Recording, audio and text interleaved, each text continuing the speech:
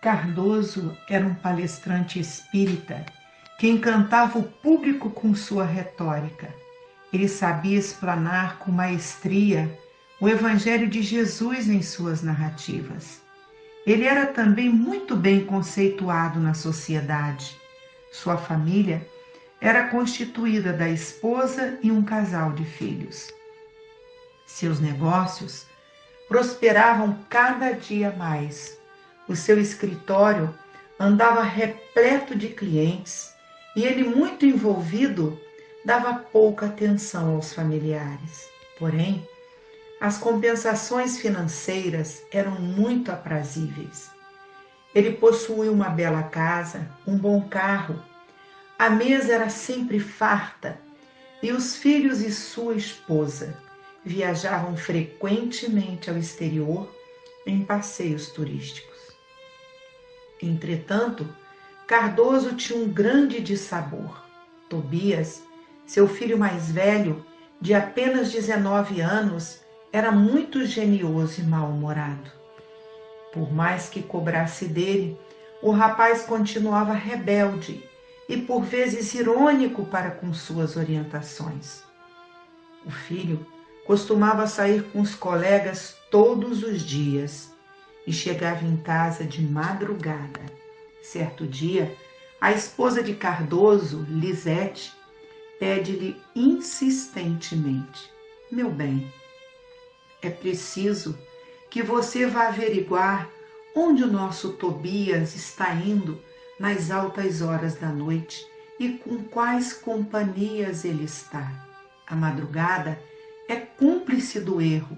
Por favor, Cardoso, isto é urgente." "Querida", disse Cardoso, "você sabe que eu tenho muitos compromissos. Portanto, tenho que acordar cedo para cumprir minhas obrigações do escritório. Amanhã tornarei a falar com ele. Não podemos perder a confiança em Deus, pois tudo ficará bem." E os fatos repetiam-se. Tobias dormia até tarde todos os dias e na faculdade as suas notas eram as piores. Certo dia, Cardoso acorda bem cedo e, como sempre fazia, vai ao jardim de sua casa para fazer a sua oração matinal. De repente, observou que o carro 0 km, que presenteara seu filho no final do ano, não estava na garagem. Aflito, Cardoso chamou Lisete e ela, pressentindo algo ruim, pede-lhe que fosse aos hospitais e onde quer que fosse, pois ela desejava saber o paradeiro de Tobias. Cardoso culpa-se, pois nem sequer sabia o nome dos companheiros do filho e nem sequer conhecia sua namorada. Será que ele dormira na casa de um deles? Será que estava na casa da namorada? Ou será que acontecera um acidente? Dr. Cardoso, então, decide ir primeiramente ao pronto-socorro de emergência. Contudo, nada de informação sobre Tobias, até que o atendente, vendo tão desesperado, alerta: "Desculpe a minha sinceridade, mas o senhor já foi à delegacia? O que mais acontece hoje em dia é um jovem se embriagar ou se drogar e ser retido pelas autoridades policiais." O pai, pesaroso, segue o que lhe fora sugerido e vai à delegacia. O brilhante doutor conversa com o delegado. Ele foi revelado o chocante fato. "Infelizmente, Dr. Cardoso, seu filho está preso, devido à presença de drogas no carro dele." Cardoso fica muito triste e questiona-se como ele, que ajudara tantas pessoas com suas palestras, não conseguira ajudar o próprio filho. Naquele momento, Cardoso recorda-se de quando Lisete estava grávida de Tobias e uma médium de sua casa espírita chamou-o para esclarecê-lo sobre uma mensagem que recebera horas atrás na reunião que participara. Dona Cândida há 19 anos atrás, já o chamara para o auxílio fraterno e disse-lhe: Senhor Cardoso, hoje um espírito amigo passou-nos uma mensagem muito importante para o senhor e sua esposa. O espírito benfeitor disse-nos que a criança que virá para o seu lar é um menino. E apesar de ter fortes ligações afetivas com o Senhor, é um espírito muito necessitado de orientações, correções e muita disciplina. Ele necessitará de grande vigilância e uma boa educação, e não somente do lado material da vida. O menino terá muita saúde, fique tranquilo. Entretanto, devido às fragilidades morais oriundas de vidas passadas, ele mostrará desde cedo um gênio irracível.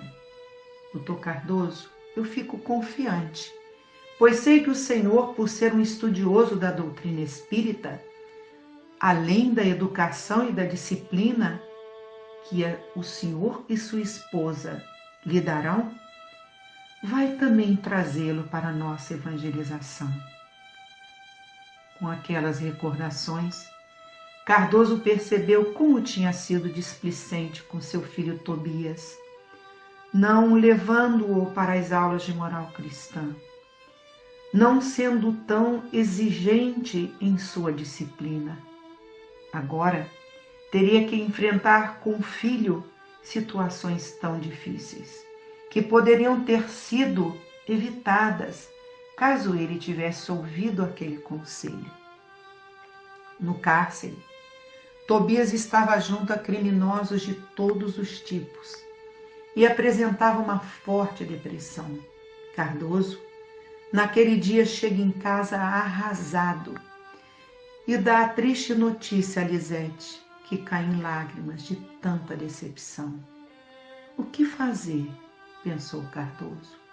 Seria melhor gastar seu dinheiro com depoimentos falsos para inocentar o seu filho?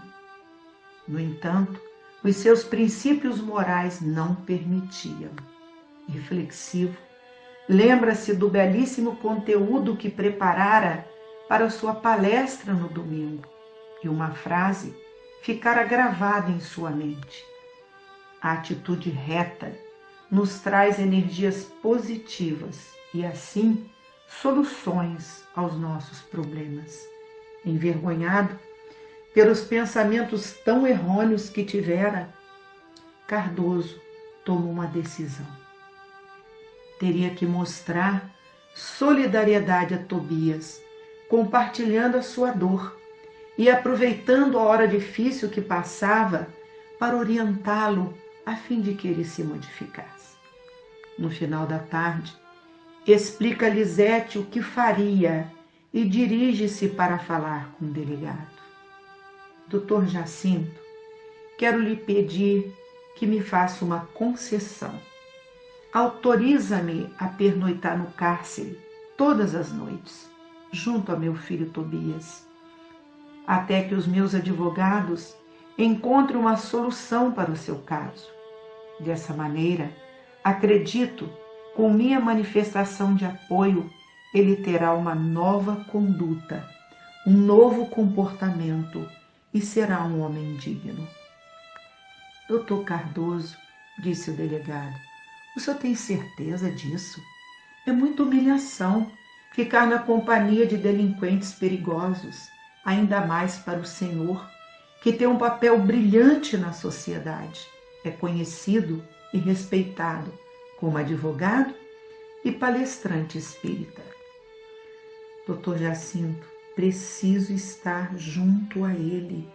Talvez eu consiga transformá-lo com minha atitude. Se eu não fizer isto, não terei paz de consciência. Nas noites que decorreram, Cardoso ingressava habitualmente no horário determinado pelo delegado para ficar no cárcere, ao lado de Tobias. Numa manhã, ele retarda sua saída da prisão, em face de Tobias estar com crises, pela abstinência das drogas. Cardoso então resolve ficar mais um tempo junto ao filho, para dar-lhe apoio, incentivo naquele momento difícil. Até que chegam algumas pessoas em visita fraterna aos presos. Os visitantes se posicionaram frontalmente às grades e os detentos ficaram do lado separado pela barreira do portão de ferro, onde também Cardoso se encontrava. O grupo era composto de alguns jovens e apenas uma senhora. Um dos rapazes tinha uma belíssima voz e cantava com os acordes do violão. No local onde estavam os presos, a luz era tênue e alguns encarcerados aglomeravam-se no portão para ouvirem mais perto as dissertações e as canções entonadas. Cardoso não queria ser visto pelos visitantes, pois conhecia a senhora que ali estava, que era Cândida, que ele conhecia há muito tempo. Por isto, ele posicionou-se lateralmente à grade. Ao contrário, seu filho Tobias aproximou-se frontalmente para ouvir melhor a canção que o grupo cantava. A bela canção falava de irmã Sheila, um espírito amoroso e cheio de luz. O jovem Tobias, ao ouvir aquela canção, sentiu um leve frescor no ar e um perfume de rosas o invadiu. Lágrimas rolaram de seus olhos. Como num filme, viu suas atitudes incorretas que passavam pela sua cabeça. Em um grande arrependimento, ele se fez tristonho. Refletiu isso tudo e em seu corpo, em todo o seu ser, ele vibrou e pediu naquele momento que irmã Sheila o auxiliasse. Uma jovem, então, se aproximou dele, vendo a sua sensibilidade, e entregou-lhe um livro intitulado O Evangelho segundo o Espiritismo, e pediu para que ele o abrisse aleatoriamente. Tobias pegou a maravilhosa obra de Kardec, no capítulo 13, no subtítulo A Piedade, item 17, e assim iniciou o seguinte trecho. O sentimento mais adequado a fazer-vos progredir, domando o vosso egoísmo e vosso orgulho, aquele que dispõe vossa alma à humildade, à beneficência e o amor ao próximo, é a piedade. Portanto, não sufoqueis em vosso coração essa emoção celeste. Não façai como estes egoístas endurecidos, que se afastam dos aflitos porque a visão de suas misérias perturbaria um instante de sua alegre existência. Após aquela leitura, Luciana, uma das jovens, comentou com muita sabedoria sobre os ensinamentos lidos por Tobias. Encerrado o trabalho assistencial, o grupo fraterno retirou-se. Cardoso, mais que depressa, sai para pegar o seu carro que estava estacionado logo após o ponto de ônibus. No trajeto, ele encontra os dois jovens e a senhora que participaram há pouco da visita aos presos. Aquela senhora era Dona Cândida, que o cumprimenta com um largo sorriso e lhe diz: Doutor Cardoso, que bom vê-lo. Eu quero lhe apresentar meus filhos, Moisés e Luciana. Meus parabéns, Dona Cândida. Sei que vocês fazem a visita fraterna na delegacia. Sim, doutor Cardoso, estamos colocando em prática o que o Senhor sempre nos recomendou. em suas belas palestras.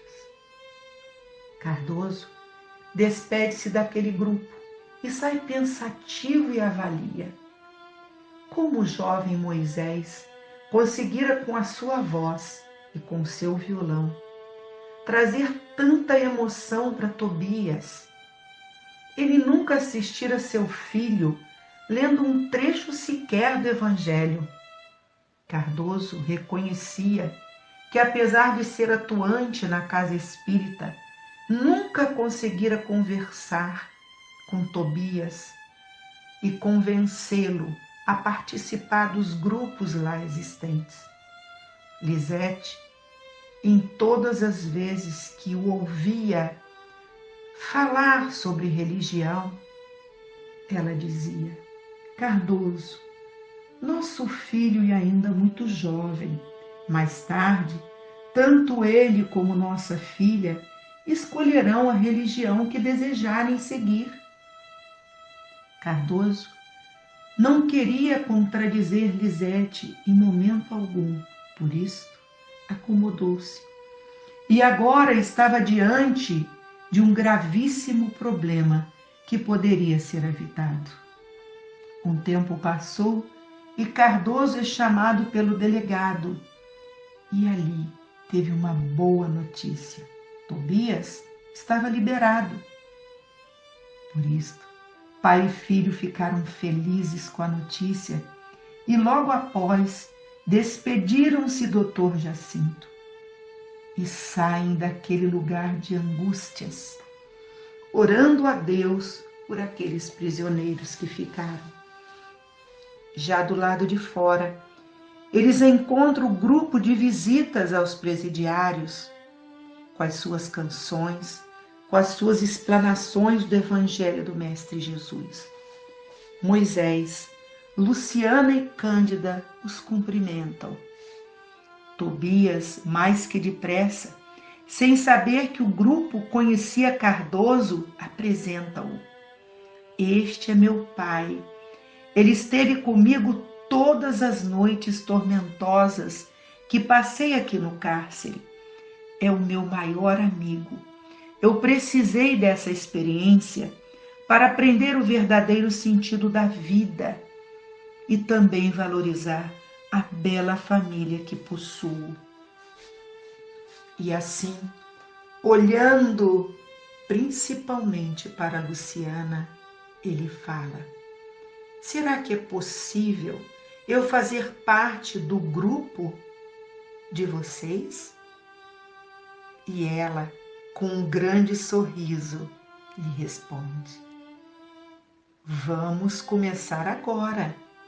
Hoje é dia de visita e é tempo de renovação. Cardoso, com o coração pacificado, abraça Tobias e diz-lhe emocionado: meu filho, hoje realmente é um dia de renovação para mim e para você. Tobias, eu te afirmo, conte comigo em todas as situações de sua vida, porque eu te amo e quero o seu bem.